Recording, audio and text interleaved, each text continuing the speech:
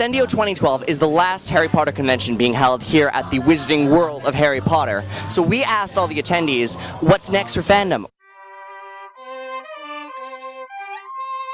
These books were introduced into an age where we have access to the internet, and that has generated more fan-generated content than any other fandom to date. It's given rise to this whole age of fandom in the internet. We are a really, really creative bunch. The books are done, the movies are done, but I don't think the fandom is done by any means. We haven't got anything like this in Australia, and we've kept on trucking. It's never going to stop. They're able to communicate with one another and come up with projects that get done around the world. This community has moved mountains. Eventually JK will go back and sell out and make the Marauders.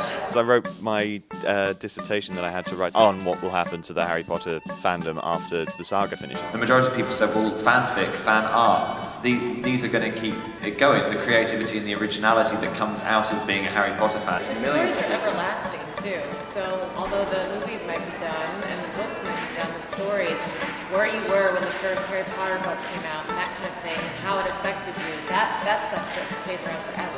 The books will still be there, the books will stand the test of time. I feel Harry Potter is getting to that stage as well, where it becomes a classic fandom that people can rediscover over time. It's a lot in the way Star Wars was, where we grew up with it, and it happened with us. It came out in 1977, and look where it's taken us. Obviously, you guys have still got the theme park. I think Universal need to extend the Wizarding World, maybe have Diagon Alley, maybe have a Gringotts. There's a whole new fandom coming up. The future of the fandom is the future of anything.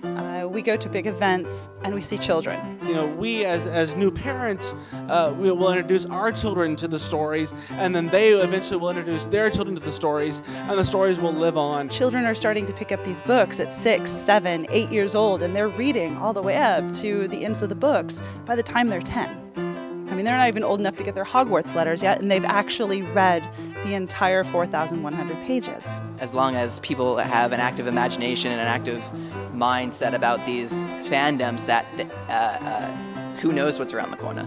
They created official sport based off of a book. We're still doing Potter events in Tucson, where I'm from, and we get enormous response. The love of the characters and the love of the story will never go away. People identify with these characters. It's going to take a lot more than movies, books, and cons finishing to finish this fandom. Hogwarts will always be your home. Like, it's still there, it still has the people and the fans, and I think it'll grow with fandom even more. I think that Harry Potter fans will still stay loyal to Harry Potter. I don't think that something like the Harry Potter fandom is ever going to happen again, and that makes me sad in some ways, but really lucky feeling in others, because it's just such a treasure to have been a part of this entire experience. This is not going away anytime soon. I have no idea. I am not in the business of predicting the future, but I am definitely going to follow it wherever it goes.